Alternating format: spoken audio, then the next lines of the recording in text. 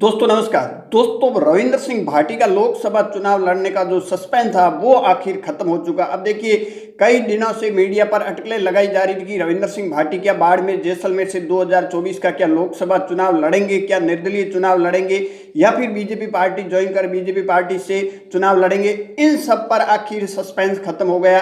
देखिए रविंद्र सिंह भाटी ने 2 दिन पहले मीडिया पर पूछा गया क्या आप लोकसभा चुनाव लड़ेंगे, परंतु उस टाइम रविंद्र सिंह भाटी ने कोई साफ जवाब नहीं दिया था कि ये भविष्य में देखा जाएगा। परंतु इन सब के बीच में बीजेपी के आला कमान ने सस्पेंस सारा का सारा खत्म कर दिया है कि अब देखिए 2024 की बात करें लोकसभा की तो बाड़मेर जैसलमेर का जो रास्ता है वो बिल्कुल आला कमान ने क्लियर कर दिया है और बीजेपी का आला कमान है वो चौंकाने वाला भी काम करता है।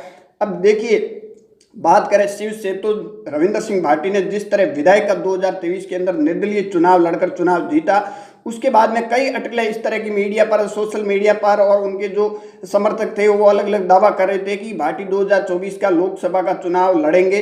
परंतु इस पूरे मामले के अंदर अगर देखें तो कहीं न कहीं ये सस्पेंस खत्म होता हुआ नजर आ रहा है। अब देखिए सबसे बड़ी बात की जाए, अब बीजेपी पार्टी ने क्या किया, देखिए 2018 के अंदर जो विधायक का चुनाव लड़े थे खुमान सिंह सोडा, हालांकि वो चुनाव हार गए थे परंतु उनको अब पार्टी ने एक बड़ी जिम्मेवारी दे दी है। अब देखिए मैंने पहले कहा कि बीजेपी के अंदर फैसले मोदी जी आए 2014 के बाद में इस तरह के फैसले होते हैं जिसकी कोई उम्मीद नहीं करते। अब देखिए खुमान सिंह सोडा को ये बड़ी जिम्मेवारी देने के बाद में क्या रविंद्र सिंह भाटी चुनाव लड़ेंगे? तो बिल्कुल नहीं लड़ेंगे। रविंद्र सिंह भाटी चुनाव लोकसभा का जो चुनाव है वो बिल्कुल अब नहीं लड़ेंगे, ये रास्ता बिल्कुल क्लियर हो चुका है। अब देखिए जो 2018 के अंदर जो विधायक का चुनाव लड़े थे खुमान सिंह सोडा को बनाया गया है बाड़मेर जैसलमेर लोकसभा चुनाव के संयोजक बनाए गए हैं और बनाने के बाद में ये सस्पेंस था नहीं जो कि चुनाव लड़ेंगे नहीं लड़ेंगे, वो सस्पेंस रविंद्र सिंह भाटी का खत्म हो चुका। अब रविंद्र सिंह भाटी 2024 का लोकसभा चुनाव कतई नहीं लड़ेंगे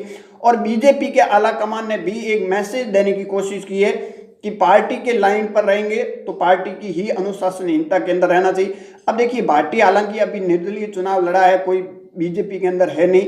बीजेपी के अंदर क्या 2024 के लोकसभा चुनाव से पहले इनकी घर वापसी होती है या फिर नहीं, ये सबसे बड़ी बात है।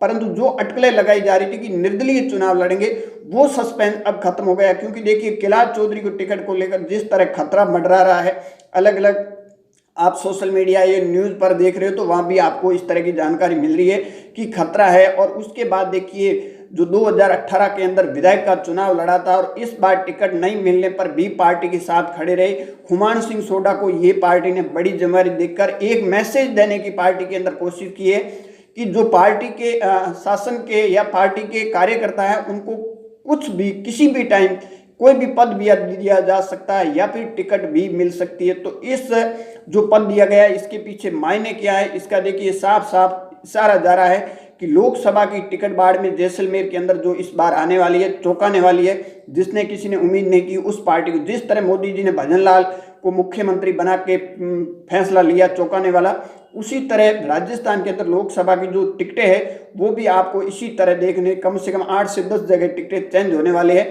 पुराने जो चुनाव लड़े थे लोकसभा को वो कैंडिडेट चेंज हो सकते हैं, इस तरह की जानकारी उसमें देखिए बाड़मेर का नाम है, साथ जालोर का नाम भी साथ में, देवजी भाई पटेल की टिकट पर भी खतरा है।